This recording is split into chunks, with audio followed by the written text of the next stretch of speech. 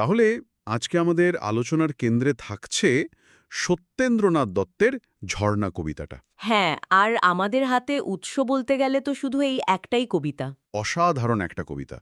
আর এটা পড়তে গিয়ে আমার যা মনে হয়, মানে আমরা যেন ঝর্ণার সাথেই পাহাড় থেকে নামতে শুরু করেছি। বাহ!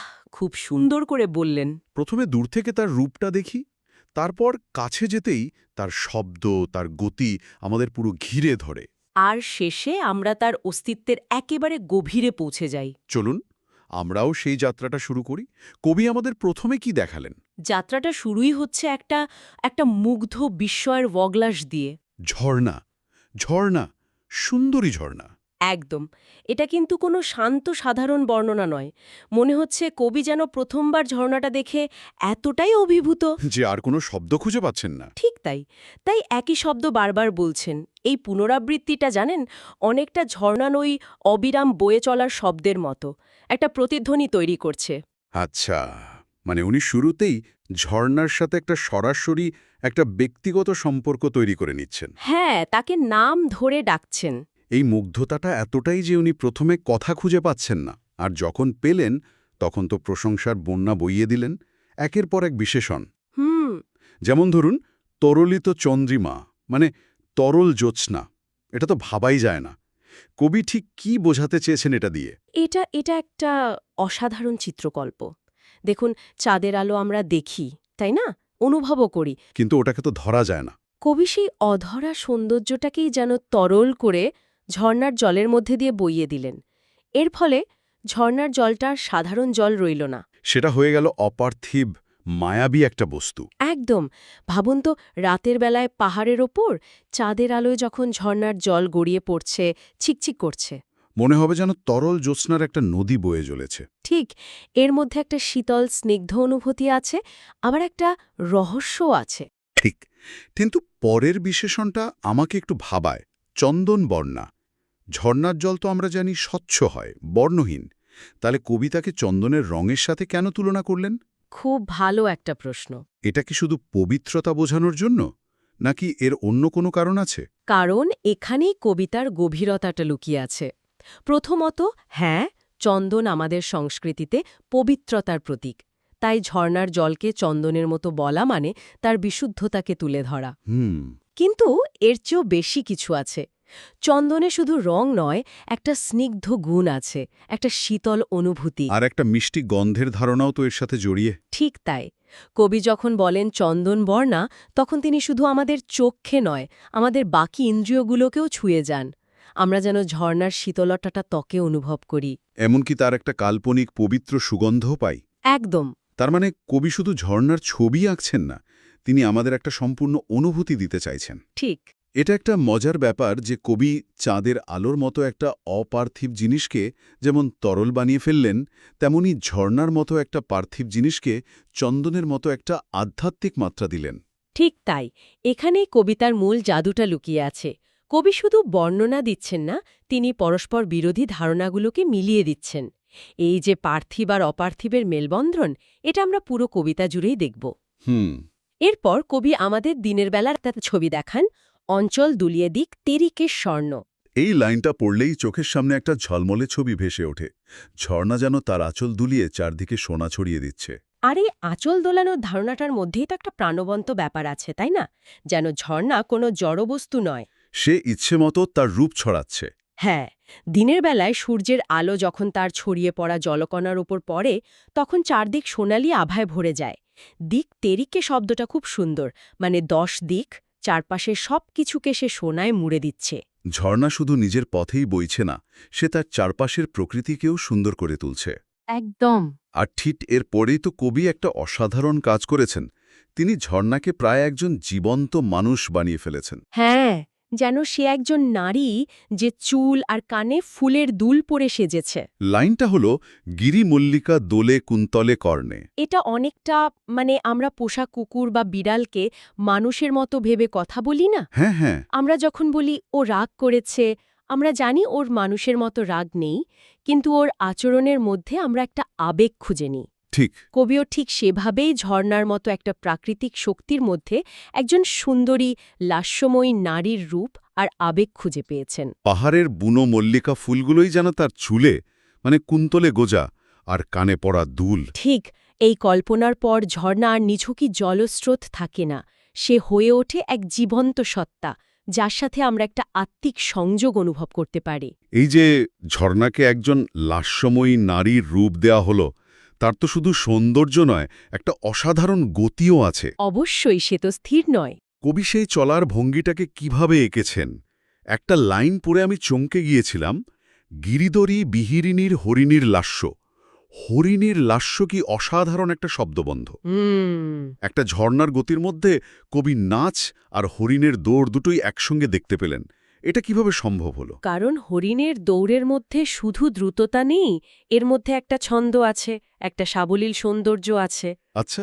হরিণ যেমন বনের মধ্যে কোনো বাধা না মেনে লাফিয়ে নেচে চলে, ঝর্ণাও ঠিক সেভাবেই পাহাড়ের গিরিখাত মানে গিরিদড়ি আর গুহার বিহিরিনীর মধ্যে দিয়ে নিজের পথ তৈরি করে নেয়। তার গতিতে কোনো কাঠিন্য নেই। একদম। আছে এক বাঁধনহারা মুক্তির আনন্দ, আর লাস্য শব্দটা এখানে খুব গুরুত্বপূর্ণ। এটা শুধু গতি নয়, এটা এক ধরনের নৃত্যশৈলী। ঝর্ণা যেন পাহাড়ের গায়ে নিচে নিচে নামছে। ঠিক তাই। এই নাচের সাথে তো শব্দও জড়িয়ে আছে। কবিতাকে ডাকছেন, এস তোমার দেশে, এস কলহাস্যে। হ্যাঁ, ঝর্ণার শব্দকে কলহাস্য বা মিষ্টি হাসির সাথে তুলনা করা হচ্ছে। ঝর্ণার অবিরাম বয়ে চলার যে কুলকুল বা কলকল শব্দ, সেটাকে কবি নিছক শব্দ হিসেবে দেখছেন না। তিনি এর মধ্যে প্রাণের স্পন্দন খুঁজে পাচ্ছেন, আনন্দের প্রকাশ দেখছেন। ঝর্ণা যেন হাসতে হাসতে আনন্দে আত্মহারা হয়ে ছুটে চলেছে। তাই তার শব্দটা হয়ে রুখেছে কলহাস্য, আর কবি তাকে নিদের জগতে মানে সমতলে আহ্বান জানাচ্ছেন। এই আহ্বানের মধ্যে একটা গভীর টান আছে। হ্যাঁ, ঝর্ণার এই আনন্দময় জীবনদায়ী শক্তিটাকেই কবি নিজের জীবনে পেতে চাইছেন। কিন্তু এই আনন্দের মধ্যেই একটা প্রচণ্ড শক্তির পরিচয়ও আছে। পরের দিকে একটা লাইন আছে, পাহাড়ে বুক চেরা এস প্রেমদাত্রী। এই বুক চেরা শব্দটা পড়লে কিন্তু তার কোমল সুন্দর রূপটার পাশাপাশি একটা ভয়ঙ্কর শক্তিশালী ছবিও ফুটে ওঠে। এই দুটো কি পরস্পর বিরোধী নয়? আপাতদৃষ্টিতে মনে হলেও আসলে নয়। এখানেই ঝর্ণার চরিত্রের মূল রহস্যটা উন্মোচিত হচ্ছে। সে সুন্দরী, সে হাসি খুশি, কিন্তু সে দুর্বল নয়। সে কঠিন পাহাড়ের বুক ছিঁড়ে নিজের পথ তৈরি করে নেয়। এই শক্তিটা তার আছে, কিন্তু এই শক্তি ধ্বংসের জন্য নয়, সৃষ্টির জন্য। কারণ ঠিক তার পরেই কবিতাকে বলছেন প্রেমদাত্রী। আচ্ছা। সে পাহাড়ের বুক চিরে যে জলধারা নিয়ে আসে, তা দিয়েই সমতলকে উর্বর করে, পৃথিবীকে জীবন দেয়, প্রেম দেয়। তাই তার শক্তি আর প্রেম এখানে একে অপরের পরিপূরক। বাহ! তার মানে যাকে আমরা শুরুতে দেখেছিলাম তরুলিত চন্দ্রিমার মতো কোমল, সেই আবার পাহাড়ে বুক চেরার মতো শক্তিশালী। ঠিক। আর এই দুটো মিলিয়েই সে প্রেমদাত্রী। একদম। আর এই ধারণাটাই আরও স্পষ্ট হয় যখন কবি ঝর্ণার উৎসের কথা বলেন। কোন লাইনটা? তিনি ঝর্ণাকে সম্বোধন করছেন পাষাণের স্নেহধারা, তুষারের বিন্দু। ভাবুন একবার, কঠিন পাষাণের ভেতর থেকে বেরিয়ে আসছে নরম স্নেহ। আর বরফ গলা শীতল বিন্দু থেকেই তৈরি হচ্ছে এই জীবনদায়ী প্রবাহ। হ্যাঁ, কবি এখানে বারবার দেখাচ্ছেন যে ঝর্ণার জন্মই হয়েছে এই বৈপরীত্যের মিলন থেকে।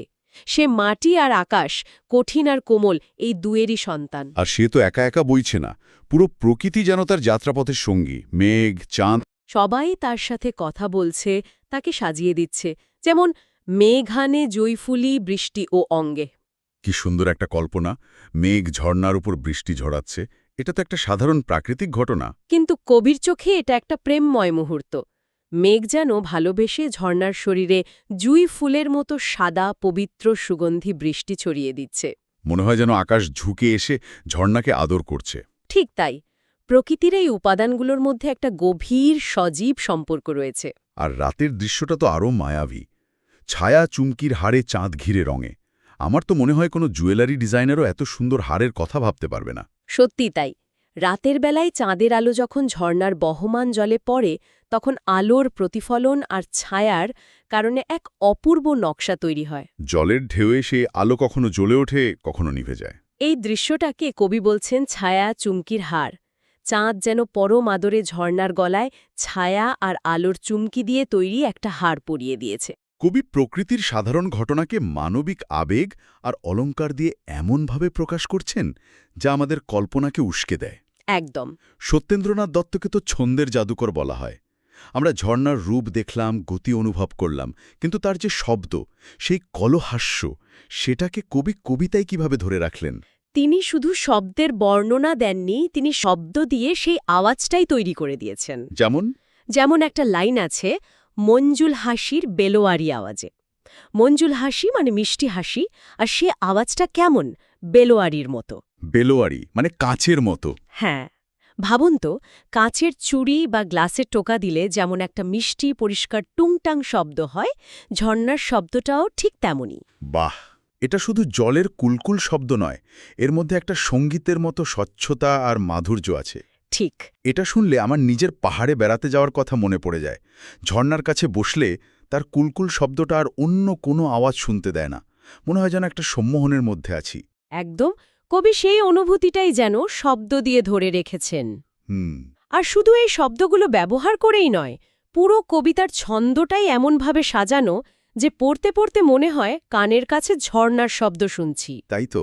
ছোট ছোট পর্ব, দ্রুত লয় আর শব্দের পুনরাবৃত্তি, যেমন গিরিদড়ি বিহিরিণীর লাস্যে, এসব কিছু মিলে একটা গতিময়, সঙ্গীতময় আবহ তৈরি করে। এটাই ছন্দের জাদুকরের জাদু। তিনি শব্দের মাধ্যমে ধ্বনির ছবি আঁকেন।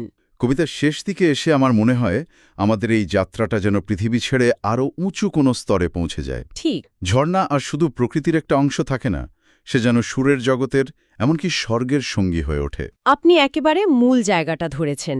শেষ স্তবকে এসে কবি ঝর্ণাকে এক মহাজাগতিক স্তরে উন্নীত করেছেন। তিনি বলছেন, মতিয়া মতির কুড়ি মূর্ছে ও অলোকে। অর্থাৎ মুক্তার কুড়ির মতো জলকণা তার চুলে বা অলোকে মিলিয়ে যাচ্ছে। হ্যাঁ, আর এরপরেই তাকে রবি মানে সূর্য, রামধনু এবং বিদ্যাপর্ণী অর্থাৎ স্বর্গের সঙ্গীতশিল্পী বা অপ্সরাদের সঙ্গিনী হিসেবে উল্লেখ করা হয়েছে। এর তাৎপর্যটা কি? ঝর্ণা কিভাবে সূর্যের বা রামধনুর সঙ্গিনী হতে পারে? এর মাধ্যমে কবি বোঝাচ্ছেন যে ঝর্ণার সৌন্দর্য, তার সুর, তার রং, এই সব কিছুই আসলে এক মহাজাগতিক সঙ্গীতের অংশ। আচ্ছা। সূর্য বা রামধনু যেমন প্রকৃতির বিশাল ক্যানভাসের অংশ, ঝর্ণাও ঠিক তেমনি। সে আর শুধু পাহাড় থেকে গড়িয়ে পড়া জলধারা নয়, সে যেন বিশ্ব প্রকৃতির এক মহৎ সুর। এই স্তবকে এসে ঝর্ণা পার্থিব সৌন্দর্যের সীমা ছাড়িয়ে এক মহাজাগতিক, প্রায় আধ্যাত্মিক সত্তায় পরিণত হয়। একদম, যে যাত্রাটা শুরু হয়েছিল পাহাড়ের পায়ের কাছে, তা এখন শেষ হচ্ছে আকাশের সীমানায়। তাহলে পুরো আলোচনার শেষে এটা স্পষ্ট যে এই কবিতাটি কেবল একটি ঝর্ণার বর্ণনা নয়, এটি তার প্রাণের উদযাপন। কবি অসাধারণ সব উপমা আর শ্রুতিমধুর শব্দ ব্যবহার করে ঝর্ণাকে একটি জীবন্ত, স্পন্দনশীল সত্তা হিসেবে আমাদের সামনে তুলে ধরেছেন, যার মধ্যে কোমলতা আর শক্তি, পার্থিব ও অপার্থিব জগৎ মিলেমিশে একাকার হয়ে গেছে। একদম, এবং কবিতাটি এই দুই জগতের মধ্যে একটি সেতুবন্ধন তৈরি করে। ঝর্ণার উৎস তুষারবিন্দু, যা আকাশের কাছাকাছি, আর তার গন্তব্য মাটি। হ্যাঁ, সে পাহাড়ের মতো পার্থিব উপাদানের সাথে চাঁদ, সূর্য, রামধনুর মতো সূর্য উপাদানের সংযোগ ঘটায়। সে প্রকৃতির কঠিন রূপ, মানে পাষাণ থেকে বেরিয়ে আসা এক কোমল স্নেহধারা। এই সমস্ত বৈপরীত্যের মিলনই ঝর্ণাকে, এবং এই কবিতাটিকে এত গভীর আর সমৃদ্ধ করে তুলেছে। আলোচনার শেষে একটা ভাবনা মাথায় আসছে। কবি বারবার ঝর্ণাকে ঝর্ণা বলে রেখেছেন। এটা কি শুধু মুগ্ধতা প্রকাশ, নাকি এক প্রকার আহ্বান? ভাবার মতো প্রশ্ন। কবি কি ঝর্ণার মধ্যে যে উদ্দাম, বিশুদ্ধ এবং জীবনদায়ী শক্তি দেখেছেন, তাকে আমাদের এই যান্ত্রিক নিস্তরঙ্গ জীবনে আহ্বান জানাচ্ছেন? খুব গুরুত্বপূর্ণ একটা প্রশ্ন। একটি ঝর্ণা কেবলই পাহাড় থেকে গড়িয়ে বেড়ানো জলধারা, নাকি তার চেয়েও গভীর কিছু?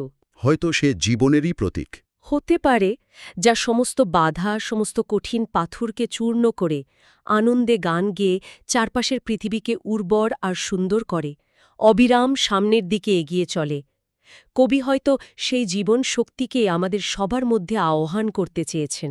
এই ভাবনাটা নিয়ে শ্রোতারা কবিতাটি আরেকবার পড়লে হয়তো নতুন কোনো অর্থ খুঁজে পাবেন। একদম।